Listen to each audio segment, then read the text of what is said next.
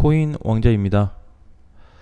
코인 시장 전체적으로 잘 움직임이 나왔다고 저는 보고 있어요. 잘 움직임이 나왔고, 비트코인하고 이더리움하고 비교하면은 비트코인이 이더리움에 비해서 많이 못 가긴 했는데, 그래도 2% 상승이 되면서 다시 단기평 회복이 좀 된 상태고, 이더리움은 7% 상승이 돼 버렸어요. 굉장히 많이 올라와가지고 지금 방향 자체가 다시 이더리움 쪽으로 좀 기울어졌습니다. 이렇게 이더 비트, 그럼 이제 요걸 좀 기준점으로 놓고 보면은 가벼운 코인들이 조금 더 우세할 수 있겠다, 이렇게 좀 볼 수 있을 것 같아요. 그래도 아침에 이제 보니까 그동안에 좀 많이 못 갔던 코인들이 다시 움직임이 나왔고, 여기서 이제 추가로 갔던 애는 에이브 코인인데 추가 탄력이 좀 나오면서 장중에 14%까지 올라가는 이런 모습이 좀 나왔습니다. 그래서 유일하게 지금 우상향이 다시 만들어지고 있는 코인이기 때문에 이런 코인들도 지금 현재 요 구간 포인트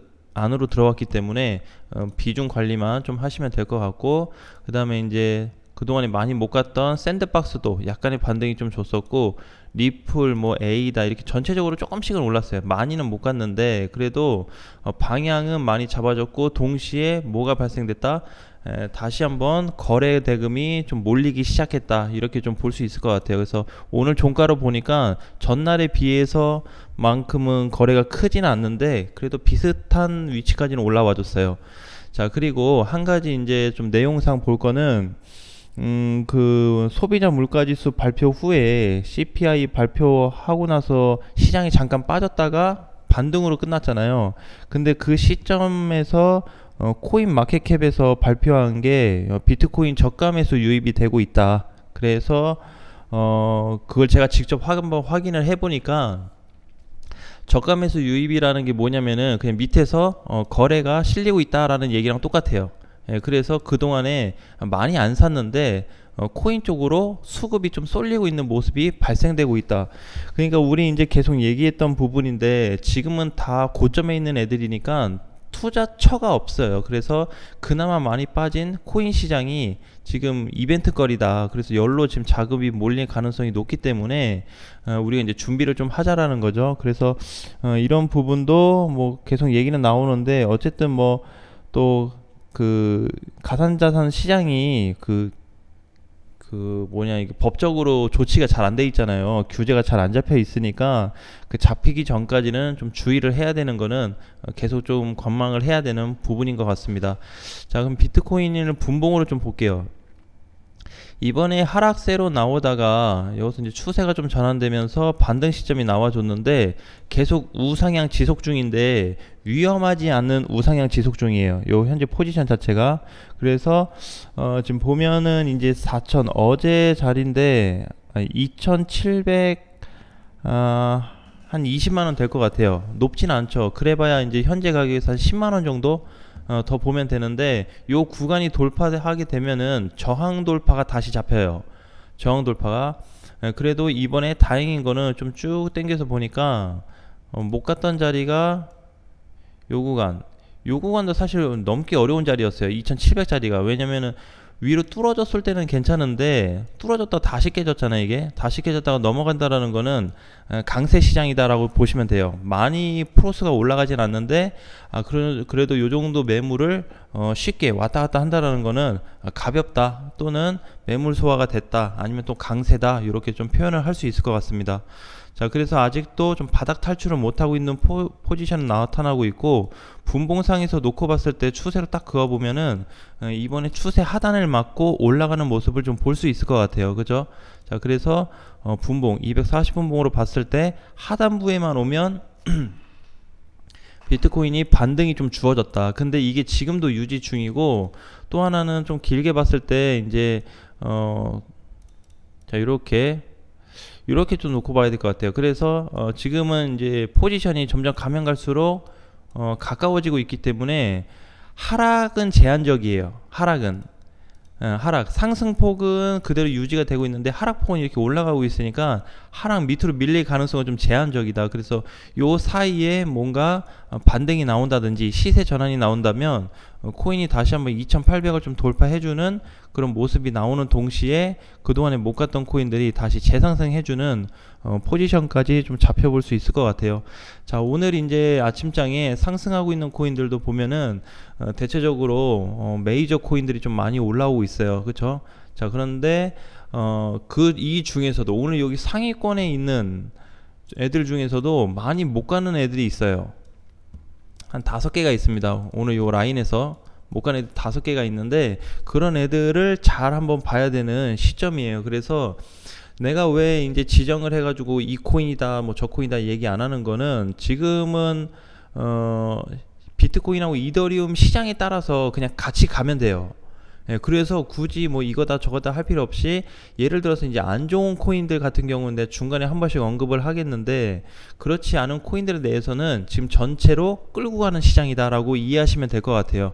그래서 제가 이제 딱히 지정해서 이 코인 좋다 뭐 저 코인 좋다 이렇게 하는 것보다는 향후 이제 떨어질 만한 코인들을 좀 주의를 하자라는 거. 자, 그리고 한 가지 또 볼 거는 이번 주 있죠.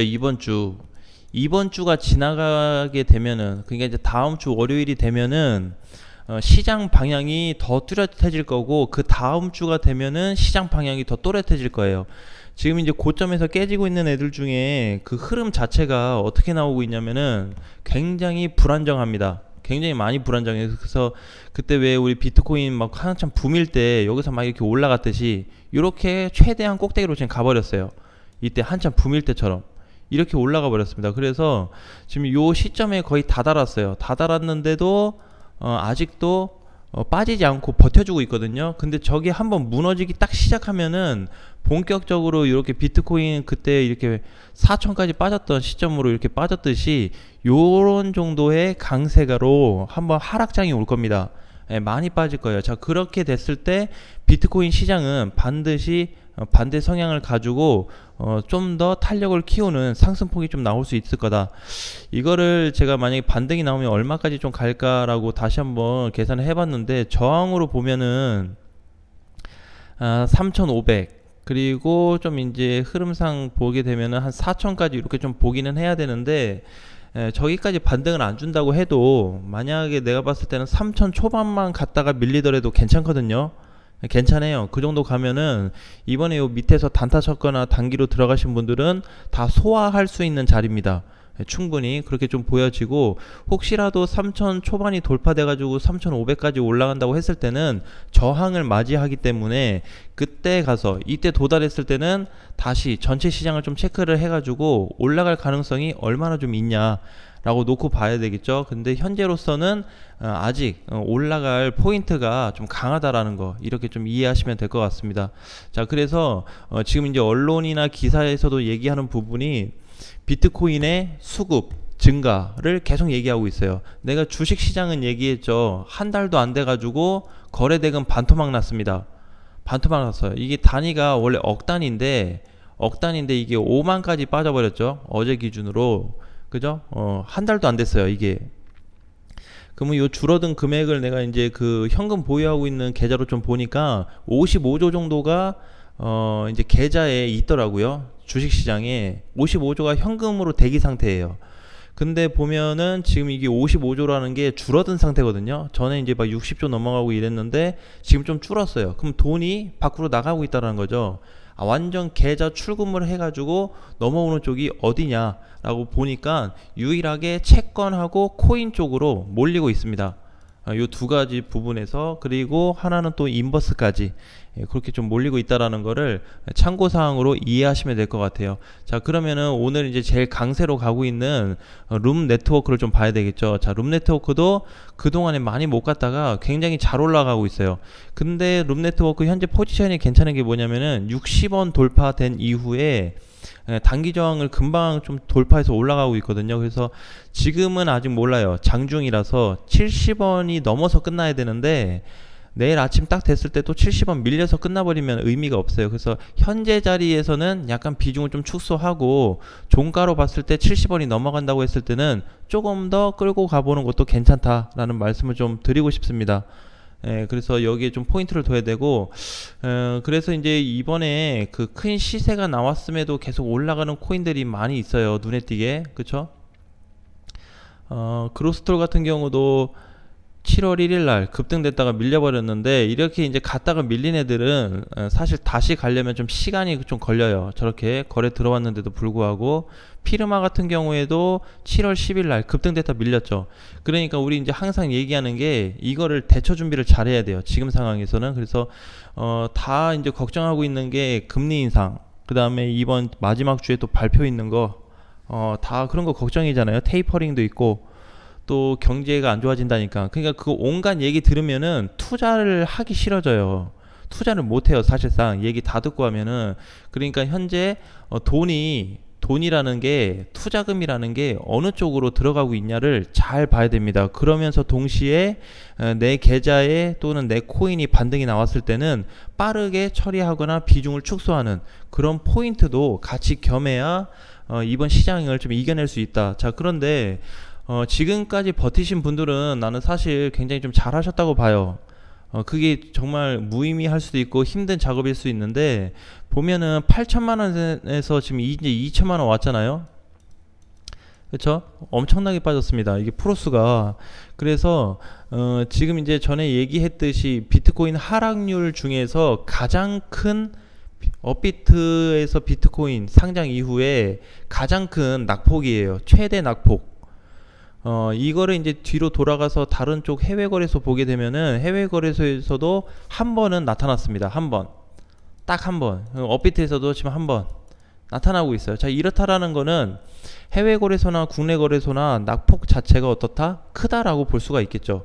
근데 걔네도 지금 뭘 준비하고 있다? 반등을 준비하고 있습니다. 그래서 지금 이제 우리가 시장을 지금 걱정을 안 하고 다음 주면은 뭐 또 발표 있고 막 이러는데, 금리를 1% 강세로 올려버린다고 한들 투자금이 몰리는 곳에는 반드시 이벤트성이 발생이 돼요.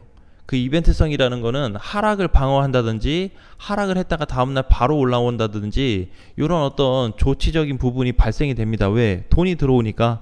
자, 그래서 그 부분에 대해서 좀 더 계산을 해보니까, 검사를 해보니까, 자, 이제 보시면은 요거 이제 내가 잘 보자 그랬죠. 거래 대금하고 거래량을 잘 봐야 되는데, 나머지 코인들 중에서도 한번 보세요. 평소보다 많이 늘어나고 있어요.